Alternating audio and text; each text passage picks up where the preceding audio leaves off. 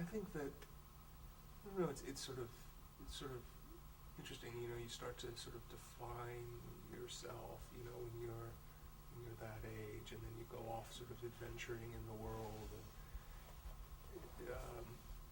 and you go through your 20s and you're into your 30s, and then you get to sort of sort of late 30s, and things start to, I don't know, I had this, I was talking about this with somebody recently, that actually some of the things that captivated me when I was that age, the things that I was interested in, the people that were sort of hero figures to me, are people that, like, in the theater, for example, that now, however many 20-something years later, that I've actually come to know, and that are sort of colleagues in a way. And it was sort of interesting that actually, in some ways, the path that I set out on as a young person,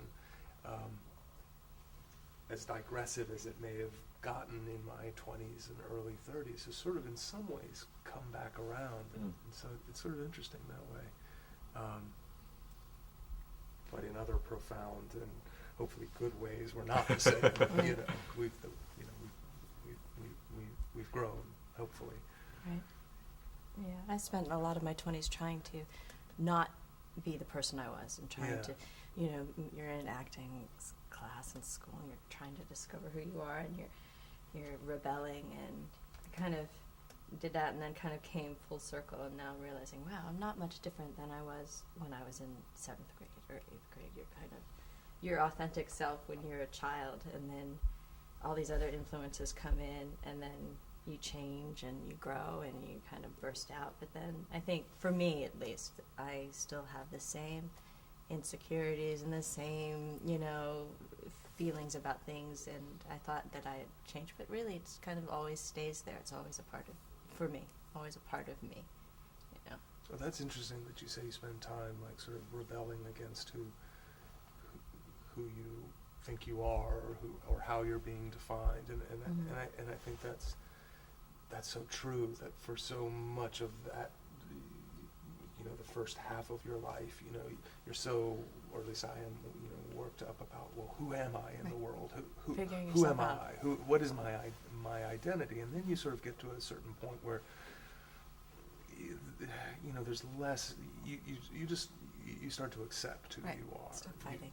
Stop fighting it. Right. It's like formed some way. Mm-hmm. Which is why that the other day I made I don't know, in the front of the play, he gives the definition of the pavilion, and it's all these things, this temporary shelter and these temporary things, and then the last definition is the something like the raised facets of a gem. The surface of a brilliant cut gem. The surface of a brilliant cut gem. You know his line.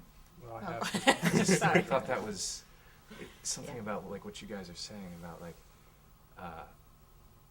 that memory and time passing and all these things changing, but there's also something that's becoming like emerging as sort of who you are, and it's something kind of permanent or something.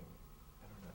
Don't you look in the mirror sometimes and you still feel like you're 15, but then you look and you don't look like you used to look, but you still have the same, you still kind of feel that way. Yeah. Like, you don't feel your age, I think, after a certain point, Just look at yourself. But I feel like when I look in the mirror, I look the same as I've always looked.